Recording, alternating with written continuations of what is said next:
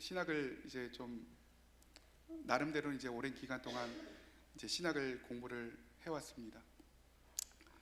부목사, 전도사를 포함해서 이제 사역도 뭐 좀 했죠. 오랜 기간 동안. 근데 제가 느끼는 것은 뭐냐면은 이 성경 말씀을 봐도 잘 모르겠더라는 것입니다. 처음에는 내가 좀 알 것 같은데, 처음에는 내가 분명히 알 것 같은데, 전도사 초임 때는 내가 분명히 이 말씀을 알고 있는 것 같은데 알지 못하고 있다는 것이죠. 오늘 스가랴의 고백이 바로 그런 고백이었습니다. 내 주여, 내가 알지 못하겠나이다. 설교를 하면 할수록, 연구를 하면 할수록 하나님의 뜻이 무엇인지, 또 이 하나님의 뜻을 어떻게 우리 성도들에게 전달을 해야 되는지에 대해서 정말 미궁에 빠져드는 경우가 있습니다. 그때마다 제가 하나님 앞에 질문하죠. 하나님, 이 본문이요, 이 본문이 오늘 우리 성도들에게 어떤 의미가 있습니까? 하나님, 저에게 어떤 의미가 있죠? 하나님, 알게 하여 주시옵소서. 내가 그 뜻의 비밀을 알게 하여 주시옵소서. 하나님, 내가 눈이 어두워서 알지 못하지만 하나님의 뜻을 명확히 아는 시간 될 수 있도록 하나님 인도하여 주시옵소서. 우리 성도들 이 말씀을 가지고 일주일을 살아갑니다. 하나님, 불쌍히 여겨 주시옵소서. 삶 가운데 지쳐가는 이 영혼들을 위해서 하나님 위로의 말씀을 던질 수 있도록 하나님 인도하여 주시옵소서. 이 고백으로 일주일간의 시간을 보내고 있습니다. 정말 알 수 없는 이 예언서의 말씀들, 그러나 제가 깨달은 것만큼 아직 배움이 적어서 제가 아직 깊이는 알지 못하지만 제가 깨달은 그 말씀을 오늘 여러분들과 겸손한 마음으로 하나님 앞에서 대하면서 나가는 그 시간들 되었으면 좋겠습니다. 여러분, 제가 교구 사역을 할 때요, 어떤 교회 집사님이 갑자기 머리가 아프다는 거예요. 배가 아프다는 거예요. 그래서 이제 영동 세브란스 병원에 입원했는데 암이 3기 말이라는 것입니다. 우리 교구 집사님이셨어요. 거의 죽게 생긴 거죠. 본인도 삶을 대략 정리하려고 하고 있고, 가족들도 그러한 상태 가운데 있고, 의사들도 그러한 말을 했습니다. 제가 이분을 신방을 갔는데요, 주님은 나의 최고봉이라는 책이 있어요. 주님은 나의 최고봉. 이 주님은 나의 최고봉을 한 장 한 장 넘길 수 있게, 기도식으로 넘길 수 있게 만든 책이 있습니다. 365일 동안 그 책을 선물해 드리면서 지사님, 지금 어떤 기도를 하고 있습니까? 라고 이런 질문을 드렸더니 살고 싶다는 거예요. 살고 싶다는 거예요. 이분은 평소 때 교회는 다니고 있지만, 하나님을 믿는다고 하지만 전혀 마음의 중심에 하나님이 없는 형식적인 신앙을 하던 분이셨습니다. 근데 이분이 진심인 거예요. 한 번도 저한테 진심인 적이 없었던 그분이 진심인 거예요. 거의 막 살려달라는 식이죠. 그래서 그분과 함께 이렇게 얘기했습니다. 오늘 제가 드린 이 주님은 나의 최고봉, 이 책을 하루에 한 장씩 넘겨가면서 하나님 앞에 간절히 기도하십시오. 하나님, 살려주세요. 하나님, 살려주세요. 그러면 하나님이 살려주실 것입니다. 그렇게 간절히 기도드리고 나왔습니다. 그리고 그분은 그 병상에서 하루에 한 장씩 그 주님은 나의 최고봉이라는 책을 넘겨가면서 기도를 하였다는 것이죠. 그런데 여러분, 기적같이 3개월의 시간이 흘렀는데 이분이 완치가 된 것입니다. 그런데 문제는 뭐냐면은, 제가 분명히 말씀드렸어요. 하나님이 분명히 낫게 하실 터인데 낫게 하신 이후에는 어떤 삶을 살아야 될까요? 정말 교회를 위해서, 하나님을 위해서 인생을 사셔야만 합니다. 이제 얼마 안 남았잖아요. 제가 이렇게 말씀을 드렸습니다. 그런데요, 정말 놀라운 일이 났습니다. 이분이 암이 치유되고 일상 가운데 정확히 돌아왔는데 또다시 예전의 모습으로 완벽하게 돌아가고 있더라는 것입니다. 하나님을 무시하고 예배를 드리지 않고 영혼을 살리지 않고 내가 먹고 사는 일에만 관심을 가져가면서 그렇게 시간들을 보내고 있다는 것이죠. 그렇게 저는 이제 부교육자를 하던 교회를 떠나게 되었고, 작년 어느 때인가 이제 이분이 암이 재발되어서 돌아가셨다라는 소식을 듣게 되었습니다. 여러분, 이것이 바로 저와 여러분의 연약함이 아닐까라는 생각이 듭니다. 하나님이 우리 가운데 끊임없이 기회를 주심에도 불구하고 이 기회를 날마다 놓치며 살아가는 우리들의 모습을 보게 된다는 것입니다. 여러분, 오늘 본문을 보면 성경 역사를 보면은 어려운 시기들이 참 많이 있었습니다. 출애굽 시대라든가 사사 시대라든가 어려운 시대들이 참 많이 있었습니다. 그런데 오늘 본문처럼 나라를 빼앗긴 시대만큼 더 어려운 시대는 없었던 것 같습니다. 오늘 본문의 이스라엘 백성은 하나님을 버리고 세상이 주는 유익에 따라 살아가다가 결국 이 남유다가 586년에 멸망하게 되었습니다. 바로 바벨론이라는 나라에 의해서 멸망하게 되었던 것입니다. 그리고 무려 70년이라는 세월 동안 포로로 잡혀가서 나라를 잃은 슬픔 가운데 그렇게 살아가게 되었다는 것입니다. 어느덧 그들 마음 가운데 감사는 사라지고 하나님에 대한 원망과 불평으로 그들은 삶을 살아가고 있었던 것입니다. 포로지에 잡혀갔을 때 그들의 예배는 무너졌고 성전이 없습니다. 그런데 예배 드리고 싶은 거예요. 성전이 없어요. 그런데 예배 드리고 싶은 거예요. 성전이 있을 때는 그렇게 예배 드리지 않았던 사람들이 성전이 없으니까 막 예배 드리고 싶어지는 거예요. 그래서 그들은 바벨론 강가의 이 버드나무 가지에다가 수금을 걸어놓고 그렇게 하나님을 찬양하게 되었던 것입니다. 더 간절한 마음들이 있었겠죠. 그것이 바로 시편 137편입니다. 성경은 그들이 마음껏 찬양하던 시온을 기억하며 울었다. 하나님의 땅을 기억하며 울었다. 늘 하나님과 가까이 있을 공간, 하나님의 사랑을 받았던 그 공간, 교회, 공동체, 이것들을 추억하며 울었다라고 그렇게 시편 137편은 얘기하고 있는 것입니다. 여러분, 우리는 지금 비교적 평안한 환경 가운데서 예배드리고 있습니다. 어떻게 보면 매일 반복되는 예배 가운데, 한 번의 예배 가운데 전심으로 하나님을 찬양함이 없이 신령과 진정으로 하나님을 대하지 못하고 내 이기적인 욕심으로 하나님을 대하면서 예배하는 경우가 얼마나 많이 있습니까? 여러분, 그런데 그들은요 70년이란 긴 세월 동안 예배다운 예배를 드리지 못하였다는 것입니다. 우리는 비교적 좋은 환경이죠. 음향이 좀 부족하지만 비교적 좋은 환경입니다. 그런데 그들은 70년이라는 세월 동안 그 부족한 환경 가운데서 강가에서 목 놓아 울며 예배했다라고 그렇게 성경은 얘기하고 있는 것입니다. 그들 마음 가운데는요 살아계신 하나님이 아니라 추억 속의 하나님이 있었던 거예요. 내가 하나님을 잘 따라갔을 때, 내가 하나님을 잘 믿었을 때 그 추억 속의 하나님을 붙잡으면서 그렇게 예배하고 나아갔던 것입니다. 여러분, 그들에게는 그러나 한 가지 희망이 있었습니다. 여러 선지자를 통해서, 특별히 예레미야를 통해서 이스라엘의 회복에 대해서 말씀하신 하나님의 그 예언이 있었기 때문에 희미하게나마 하나님을 붙잡고 그 예언을 붙잡고 살아가던 그들의 모습, 그렇잖아요. 세상 사람들은 점쟁이의 말을 붙잡고 살아갑니다. 그러나 우리는 하나님의 말씀을 붙잡고 살아가죠.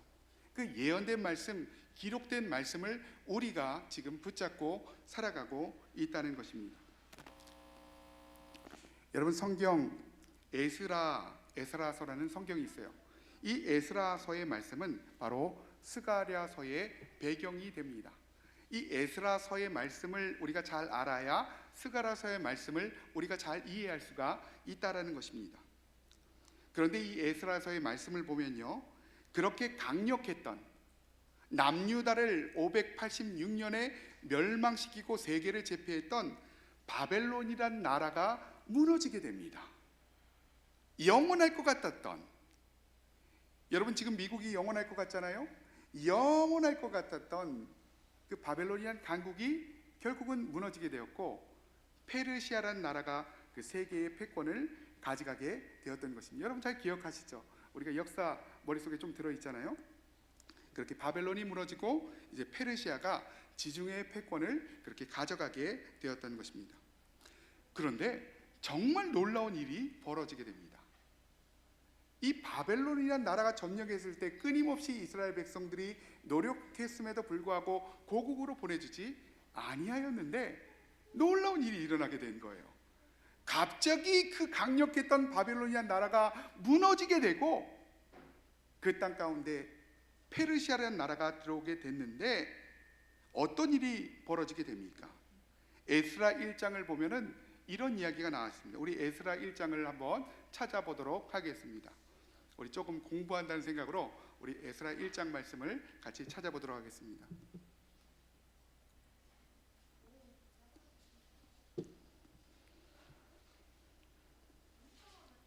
에스라서 1장 말씀, 1장 1절과 2절의 말씀입니다. 1장 1절과 2절의 말씀.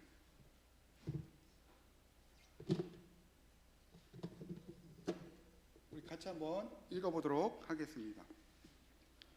에스라서 1장 1절과 2절 시작. 바사왕 고레스의 원년에 여호와께서 예레미야의 입을 통해서 하신 말씀을 이루게 하시려고 바사왕 고레스의 마음을 감동시키매 그가 온 나라에 공포도 하고 조서도 내려 이르되 바사왕 고레스는 말하노니 하늘의 하나님 여호와께서 세상 모든 나라를 내게 주셨고 나에게 명령하사 유다 예루살렘 성전을 건축하라 하셨다. 하나님을 믿지 않은 사람에게 하나님이 감동하셨다는 거예요. 하나님을 믿지 않은 사람의 마음을 휘저어 놓으셨다. 영어 성경으로 보니까요, 마음을 휘저어 놓다. 하나님을 믿지 않고 하나님을 따라 살아가지 않는 그 잔인한 바사왕 고레스의 마음을 하나님이 감동시키셨다. 하나님이 움직이셨다. 그렇게 얘기하고 있는 것입니다. 지금 전혀 이해가 되지 않는 일들이 일어나고 있는 거예요. 그들이 그토록 바랬던 꿈들, 그 나라로 돌아가겠다던 그들의 마음들이 지금 일어나고 있는데 정말 놀라운 방법으로 하나님이 역사하고 있다는 거예요. 하나님을 전혀 따르지 않았던 그 왕의 마음을 하나님이 감동시키셔서 이런 일이 지금 일어나고 있다는 것입니다. 여러분, 하나님의 역사는요, 우리가 도저히 측량할 수 없습니다. 우리가 도저히 하나님을 알아낼 수가 없다는 거죠. 우리가 어려운 순간 가운데 있을 때, 위기의 순간 가운데 있을 때 하나님께서 사람의 마음을 감동시킨다면, 하나님께서 그 상황을 변화시킨다면 놀라운 은혜들을 우리가 체험하게 된다는 것입니다. 여러분, 지금 하나님은 인간의 힘으로 할 수 없는 그 일을 오늘 본문 가운데서 지금 행하고 있다는 것입니다. 그들이 정말 오랜 기간 동안 노력했죠. 그러나 되지 않았던 그 일들을 하나님이 그 왕의 마음을 감동하사 그 마음을 휘저어 놓사 지금 그가 지금 고국 땅으로 돌아가게 하였던 것입니다. 여러분, 잠시 그들의 내면을 한번 살펴보도록 하겠습니다. 그들이 어떤 내면 가운데 있었을까요? 여러분, 그들이 처음 고국으로 돌아갔을 때 5만여 명이 돌아갔다라고 얘기합니다. 여러분, 처음 그들이 포로지 가운데 있었다가 돌아왔는데 그 사이 70년이라는 시간 동안 어떤 일들이 일어났을까요? 그들이 자식을 낳고 비즈니스를 하고 또 손자를 낳고 어느 정도 안정적인 생활 가운데 그들이 살아가고 있었던 것입니다. 근데 70세의 노인이 되어서 이제 내가 겨우겨우 적응해 가고 있는데 하나님이란 분이 내 삶 가운데 개입하셨다는 거예요. 하나님이 명령하셨다는 거예요. 그래서 너희는 고국 땅으로 돌아가라. 여러분 그렇게 기도하지 않았겠어요? 하나님, 내가 그토록 바랐을 때는 하나님 이루어지지 않다가 하나님 왜 이제서야 하나님 내가 고국 땅으로 돌아가야 됩니까? 내가 이뤄놓은 것이 이렇게 많음에도 불구하고 이것들을 다 내려놓고 내가 고국 땅으로 돌아가야 되는 이유가 무엇입니까? 그렇게 그들은 아마도 고백했을 것입니다. 여러분 제가 처음에 유학을 갔을 때요 2년 정도가 지난 다음에 잠시 한국으로 돌아온 적이 있었습니다. 근데 모든 것이 불편한 거예요. 버스를 탔는데 사람들이 내 어깨를 막 칩니다. 지하철을 탔는데 도저히 움직일 수 없는 거예요. 미국에서 혼자 이렇게 조용히 차를 타고 다니다가 이 한국의 교통 상황에 직면하니까 너무도 마음이 힘든 것입니다. 그런데 지금 이스라엘 백성들은 그들의 불편을 감수하고 약속의 땅인 그들의 고향으로 돌아오고 있다는 것입니다. 하나님의 명령에 따라 하나님의 간섭에 따라서 그들이 고향으로 돌아왔다는 것입니다. 그런데 그들은 어떤 현실 가운데 직면했습니까? 아무것도 없는 현실.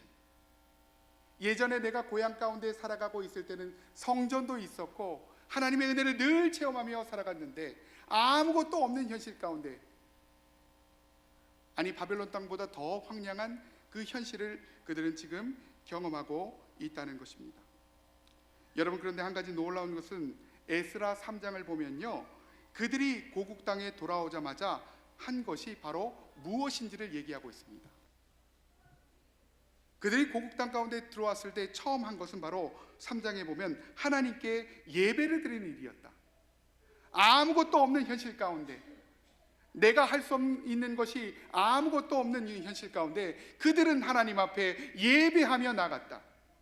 하나님을 찬양하며 나갔다. 하나님, 내 예배가 무너졌습니다.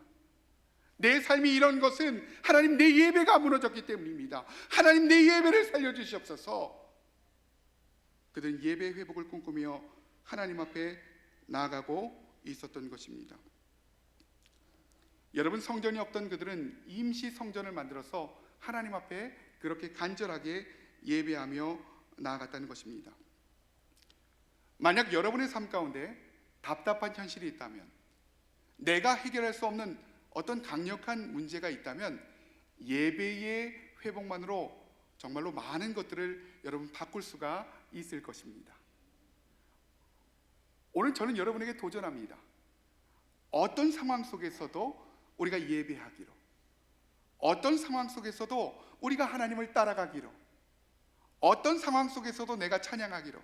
여러분, 제가 며칠 전에 다니엘 기도회 하는데요, 이 다니엘 기도회 직전에 굉장히 화가 나는 일이 있었어요. 그래서 도저히 이게 예배를 드릴 수 없죠. 그래갖고 내가 예배를 안 하고 가만히 이렇게 멀뚱멀뚱 있었는데, 그때 이제 저 뒤에 계시는 우리 최정숙 성도님과 우리 성순이 성도님이 들어오셔갖고 이 중간 정도에 앉으시는 거예요. 한 일주일 정도 지난 것 같은데 막 찬양을 하시는 거죠. 근데 내 마음은 도저히 찬양을 할 수 없는 기분인 거예요. 여러분, 목사도 사람입니다. 도저히 찬양할 수 없는 거예요. 그래서 가만히 있었는데 곰곰이 생각해 보니까 저분들이 무슨 잘못일까? 저분들이 무슨 잘못일까? 열심히 일을 하고 피곤한 몸을 이끌고 이 성전 가운데 왔는데 목사인 사람이 예배도 안 하고 찬양도 안 하고 가만히 있는 모습을 보여서는 안 되겠다는 생각이 들어서 더 크게 찬양했습니다. 더 소리 질러서 기도했어요. 근데 어느 순간인가 내 안에 성령께서 역사하시는데요, 정말 말로 할 수 없는 그 기쁨 가운데, 성령의 감동 가운데 나가서 눈물로 하나님을 찬양하면서 예배를 드렸던 기억이 있습니다. 증인이시죠? 제가 그때 막 우리 최정숙 성도님 막 눈물을 흘렸잖아요. 그렇죠? 오늘 저와 여러분들은요, 감정을 따라 살아가는 자들이 아닙니다. 오늘 저와 여러분들은 말씀 따라 살아가는 자들입니다. 내 감정은 예배할 수 없어요. 돌아왔더니 아무것도 없죠. 내가 하나님의 명령대로 살아왔습니다. 하나님 나에게 명령하셨잖아요. 그래서 이스라엘 땅 가운데 돌아왔는데 아무것도 없는 그 현실 가운데 하나님을 찾고 예배하는 것, 그것이 바로 오늘 저와 여러분들이 해야 되는 일이다라고 그렇게 얘기하고 있는 것입니다. 오늘 저와 여러분 가운데 예배가 살아나기 원합니다. 어떠한 상황 가운데서도, 어떠한 환경 가운데서도 우리가 하나님을 찬양하며 예배하며 하나님을 경험하며, 매일 우리가 울면서 찬양하지 않을 수 있죠. 매일 우리가 깊은 감동 가운데 빠지지 않을 수 있습니다. 그러나 하나님은 예배 가운데 역사하신다는 거예요. 예배 가운데 말씀하십니다.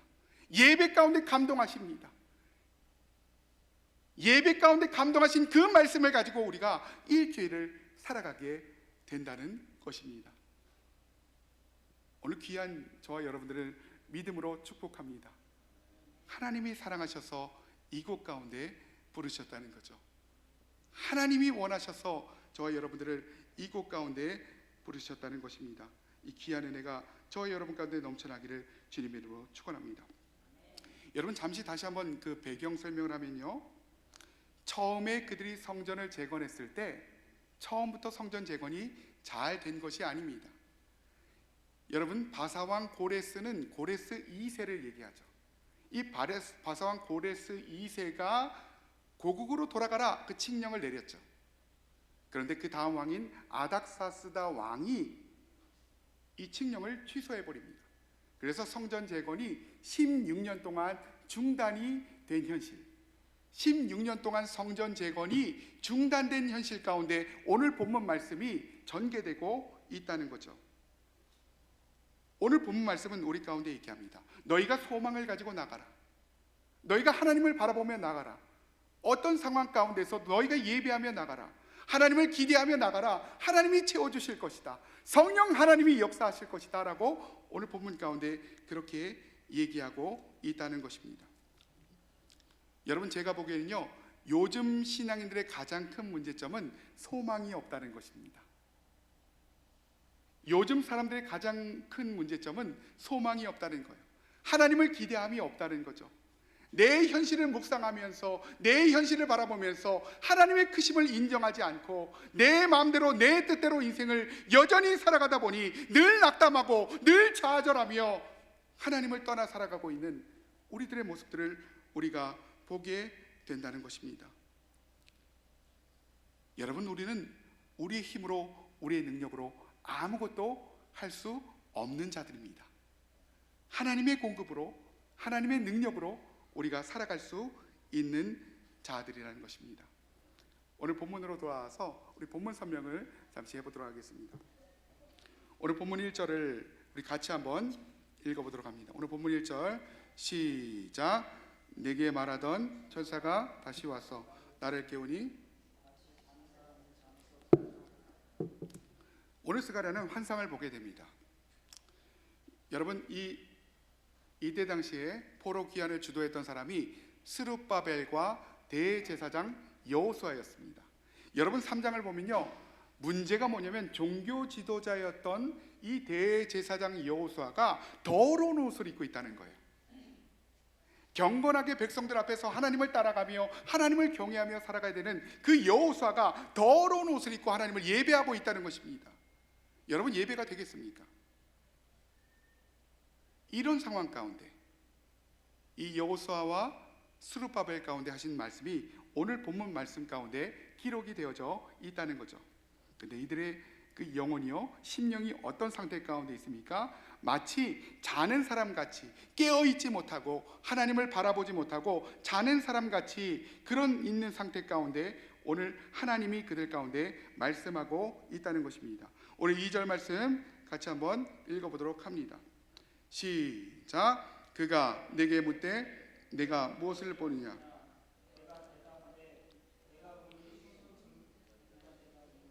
그 위에는 기름 그릇이 있고 또 그 기름 그릇 위에는 7 등잔이 있으며 그 기름 그릇 위에는 등잔 위에서 7 관이 있고. 여러분, 순금 등잔대가 이렇게 있습니다. 여러분, 순금 등잔대 혹시 보신 적 있으십니까? 이 순금 등잔대가 이렇게 있는데 그 위에 기름 그릇이 있는 거예요. 등잔대 위에 기름 그릇이 있습니다.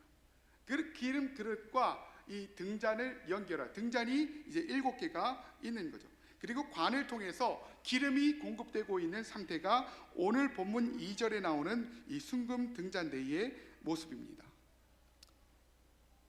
여러분, 원래는 이 기름 그릇을 통해서 기름이 공급되어야만 이 등잔에 불이 들어오는 그런 구조였다는 것입니다.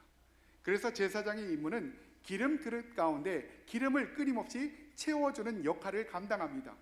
여러분, 저의 역할이 무엇입니까? 끊임없이 기도가 끊이지 않도록, 예배가 끊이지 않도록 기도하는 것, 또한 예배 가운데 함께하는 것, 제 역할이죠. 바로 이 제사장들의 역할이 기름 그릇 가운데 기름이 떨어지지 않도록 그 역할들을 감당하며 나가고 있었다는 것입니다. 그런데 이 구조가 지금 바뀌게 되는 것들을 우리가 보게 됩니다. 우리 3절 말씀을 같이 한번 읽어보도록 합니다. 3절 시작. 그 등잔대 곁에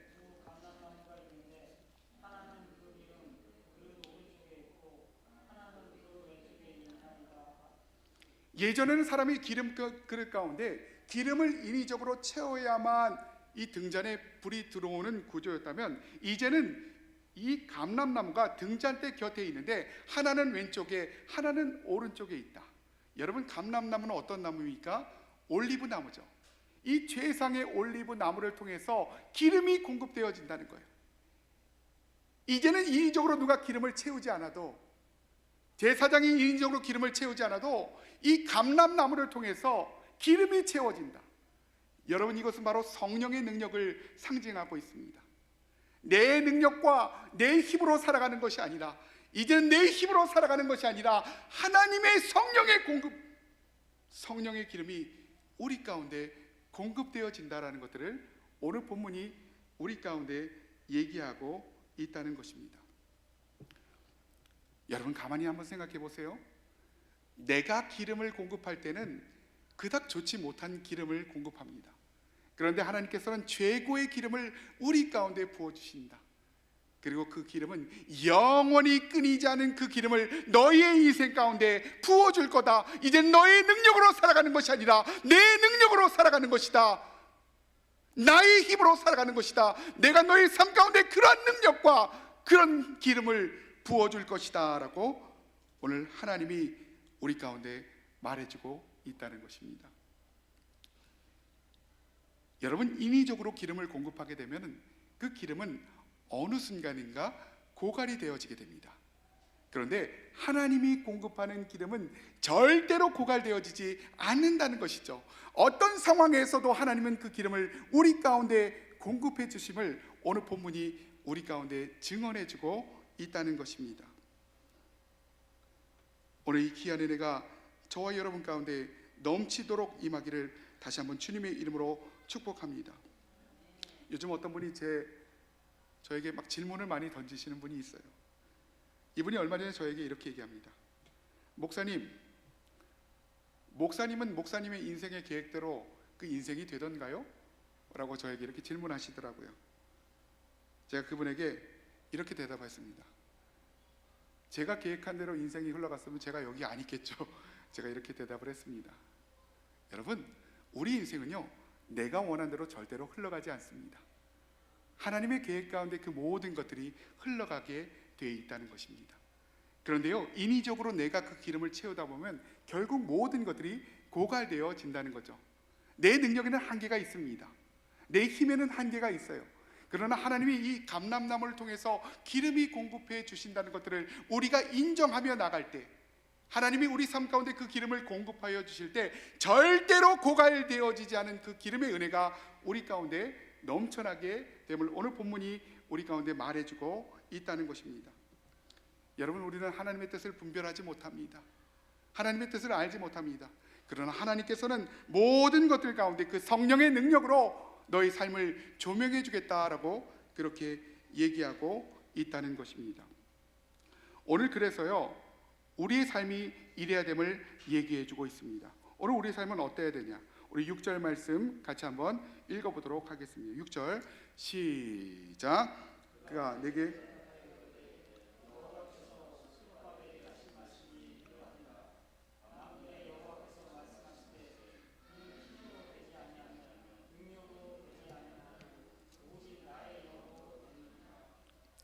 오늘 하나님은요 스가랴에게 오직 성령의 힘으로 공급되는 인생을 너가 살아가라라고 그렇게 얘기하고 있다는 것입니다.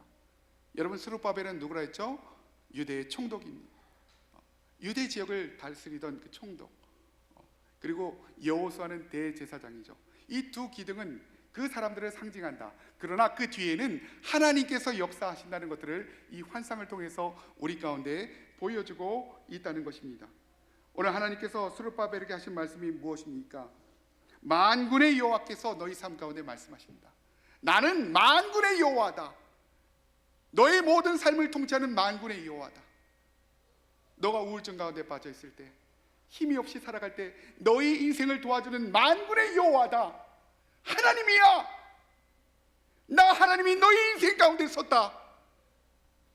나 하나님이 이제 역사할 것이다. 나 하나님이 이제 만져줄 것이다. 오늘 그 하나님이 그렇게 말씀하시면서 뭐라고 하십니까? 이는 힘으로 되지 아니하며 능력으로 되지 아니하고 오직 나의 영으로 된다라고 그렇게 얘기하고 있다는 것입니다. 여러분, 절대로 우리 인생은 우리가 컨트롤할 수 없습니다. 내 힘으로 되지 않은 것들, 내 능력으로 되지 않은 것들, 하나님의 능력으로 하나님께서 감당하게 하실 것이다 라고 그렇게 오늘 저와 여러분 가운데 말하고 있다는 것입니다. 오늘 저와 여러분 가운데 성령의 능력으로 충만하여져서 이 기름의 공급 가운데 살아가시기를 다시 한번 주님의 이름으로 축원합니다. 오늘 뭐라고 하고 얘기하고 있습니까? 7절에 보니까 큰 산아 내가 무엇이냐, 내가 스룹바벨 앞에서 평지가 되리라. 인생의 모든 큰 산들이 스룹바벨 앞에서 평지가 된다.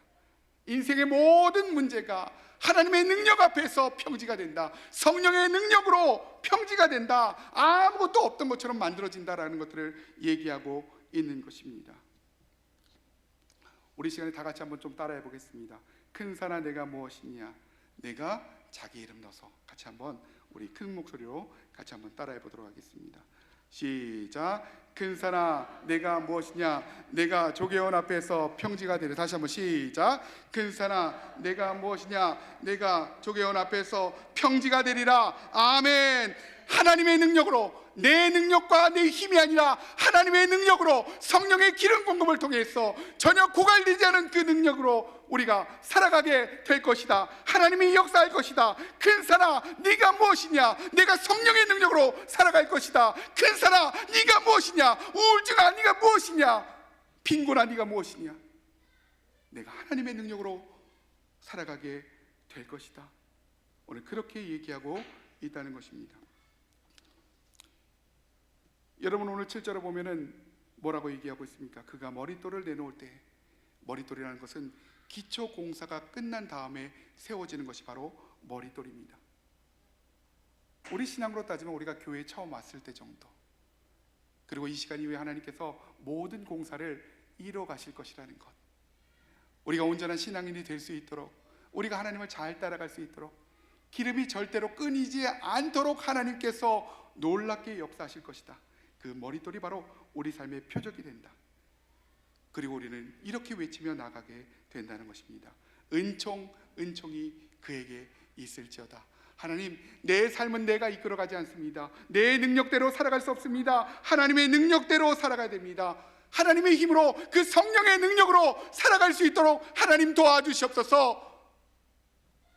은총, 은총이 그에게 있을지어다 라고 그렇게 얘기하고 있는 것입니다. 오늘 9절 말씀은 우리 가운데 이렇게 얘기하고 있습니다. 우리 9절 말씀 같이 한번 큰 소리로 같이 한번 읽어보도록 합니다. 시작. 스룹바벨의 손이 이 성전의 기초를 놓았은즉 그의 손이 또한 그 일을 마치리라. 만군의 여호와께서 나를 너에게 보내신 줄을 네가 알리라. 스룹바벨의 손이 이 성전의 기초를 놓았기 때문에 누가 완성하신다고요? 하나님이 완성하신다. 여러분, 누가 스룹바벨을 보냈습니까? 하나님이 보내셨기 때문에, 하나님이 보내셔서 하나님이 하게 하셨기 때문에 하나님이 그 모든 것들을 완성시키리라. 오늘 저와 여러분들은요, 하나님이 이 땅 가운데 보낸 하나님의 자녀들입니다. 어떤 분이 저에게 이런 질문 하시더라고요. 천국이 그렇게 좋으면 오늘 천국 가면 좋을 텐데 왜 나를 살려주시는지 모르겠다, 그렇게 질문하시더라고요. 하나님이 우리를 이 땅 가운데 살려주신 이유는 아직까지 이 땅 가운데서 사명이 있기 때문입니다. 우리가 우리를 봤을 때는 아무런 가능성이 없죠. 나 정도를 이라고 생각할 수 있습니다. 그런데요, 하나님께서는 우리를 통해서 일하시겠다라고 그렇게 말씀하십니다. 우리를 이 땅 가운데 보내셨기 때문에 우리를 통해서 그 모든 것들을 완성해 나갈 것이다. 내 능력이 부족할지라도 그 성령의 능력으로, 성령의 기름 공급을 통해서 하나님께서 하시겠다라고 그렇게 우리 가운데 말씀하고 있다는 것입니다. 오늘 성경에 보니까요, 뭐라고 얘기하고 있습니까?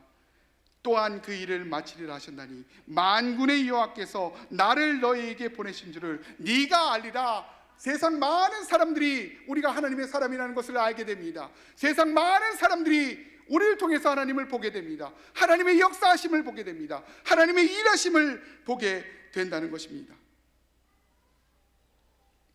그런데 문제는 여전히 또 나에게 있죠. 우리의 신앙의 문제는 결국 보면은 나에게 있습니다. 여러분, 우리 스스로가 우리를 얼마나 폄훼합니까? 나는 안 돼, 내가 왜 굳이? 라고 그렇게 생각하는 경우가 얼마나 많이 있습니까? 우리 10절 말씀 같이 한번 읽어보도록 하겠습니다. 시작. 작은 일의 날이라고 멸시하는 자가 누구냐? 사람들이 스룹바벨의 손에 다림줄이 있음을 보고 기뻐하리라. 이 일곱은 온 세상에 두루다니는 여호와의 누리나. 내 스스로가 작은 일의 날이다. 내가 하고 있는 이것들, 나의 교회, 가정, 이 모든 것들이 작은 일의 날이다 라고 우리 자신을 폄훼하며 살아가는 경우가 얼마나 많이 있습니까? 그런데 하나님께서는요, 우리 가운데 이것이 결코 작은 일이 아니다. 이 작음을 통해서 하나님의 크심을 나타내실 것이다. 성령의 기름 공급을 통해서 네가 하는 모든 일들 가운데 내가 주도적으로 너희 삶을 이끌어 나갈 것이다. 하나님이 우리 가운데 그렇게 말씀하십니다. 오늘 저와 여러분 가운데 도전합니다. 성령의 능력으로 살아가십시오. 내 능력이 아니라 성령의 능력으로 살아가십시오. 내 힘이 아니라 성령의 능력으로 살아가십시오. 나를 폄훼하는 인생이 아니라 나를 통해서 역사하시는 하나님을 기대하는 인생을 살아가시기를 다시 한번 주님의 이름으로 축원합니다. 여러분, 내 힘으로 되는 것은 아무것도 없습니다. 여러분 주변에 내 배우자도 내 뜻대로 그렇게 마음을 바꾸기가 쉽지 않습니다. 여러분 자녀도 마찬가지죠. 내가 원하는 대로 내 자녀를 그렇게 키울 수가 없다는 것들을 본인들이 너무도 잘 알고 있죠. 힘으로 되지 않습니다. 능력으로 되지 않아요. 몽둥이로 되지 않습니다. 욕한다면 듣습니까? 절대 안 듣죠. 돈 주면 듣습니까? 그런데 오직 하나님의 능력으로 하나님께서 하시겠다라고 그렇게 저와 여러분 가운데 말씀하고 있는 것입니다. 여러분, 말씀을 정리하도록 하겠습니다. 이제 막 코로나가 끝나고 이제 우리가 첫 겨울을 맞이하고 있습니다. 어떻게 보면 너무 팍팍한 이 겨울, 너무도 추운 겨울을 우리가 지금 맞이하고 있다는 것입니다. 우리가 교회에 와서는 이렇게 우아한 척 이렇게 앉아 있지만 저와 여러분의 인생 가운데는 크고 작은 이 거대한 산의 문제가 누구에게나 다 존재하고 있습니다. 지금까지는 내가 인위적으로 기름을 공급하였는데 이제는 내가 인위적으로 공급하는 것이 아니라 이 감람나무를 통해서 하나님이 기름을 공급하여 주시겠다. 하나님이 그 기름을 공급하여 주신다. 그래서 우리는 그 하나님을 기대하는 마음으로 내 인생을 폄훼하지 말고 하나님을 기대하는 마음으로 하나님의 역사하심 가운데 나아가라. 오늘 이 말씀을 저는 여러분들에게 하나님의 이름으로 전달하고 있는 것입니다. 여러분에게 몇 가지 제안을 한번 드리도록 하겠습니다. 먼저 첫 번째는요, 우리가 먼저 기쁨으로 이번 추수감사절을 맞이했으면 좋겠습니다. 한 해 동안 나를 이끌어 주신 그 하나님의 은혜, 전혀 기대가 되지 않은 상황에서도 그 성령의 기름 공급 가운데 나아가는 저와 여러분이 되었으면 좋겠습니다. 어떤 분이 저에게 그러시더라고요. 설레는 마음이 없대요. 그 설레는 마음조차도 하나님이 우리 가운데 주실 줄 믿습니다. 하나님을 기대하는 마음으로 이 추수감사절을 준비하면서 하나님, 나에게 이 신앙의 믿음에 설레이는 마음들이 생기게 하여 주시옵소서. 이렇게 기도하면서 나아가셨으면 좋겠습니다. 두 번째는요, 절대로 어떤 상황에서도 예배를 포기하지 않는 성도들이 되었으면 좋겠습니다. 예배를 포기할 때 모든 것들이 무너지게 됩니다. 여러분, 이스라엘 백성들은 다시 돌아왔을 때 그 강가 가운데서 예배드렸다고 그러죠. 예배당 안에 있는 시스템이 중요한 게 아니라 우리가 어떤 마음으로 하나님을 예배하고 있는가.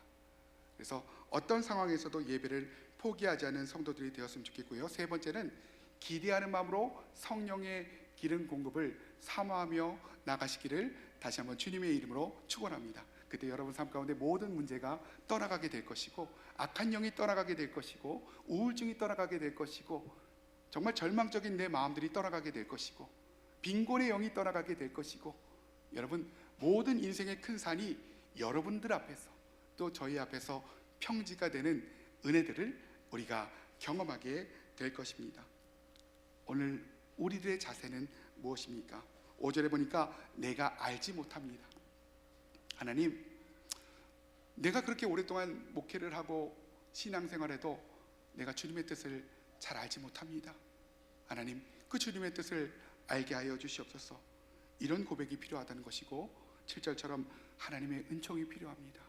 하나님의 은혜라면 내가 살아갈 수 없습니다. 그 은혜들을 나의 삶 가운데 허락하여 주시옵소서. 여러분, 오늘 말씀의 결론은 무엇입니까? 20년이 지나서야 이 성전 재건이 완공되게 되었던 것입니다. 그 사이 왕은 몇 명이나 바뀌죠. 상황이 바뀝니다. 환경이 바뀝니다. 그러나 하나님은 여러분의 삶을 통해서, 저의 삶을 통해서 그 일들을 분명하게 성취해 나갈 것이다 라고 오늘 약속하고 있다는 것입니다. 오늘 마지막으로 이 찬양을 함께 부르실 때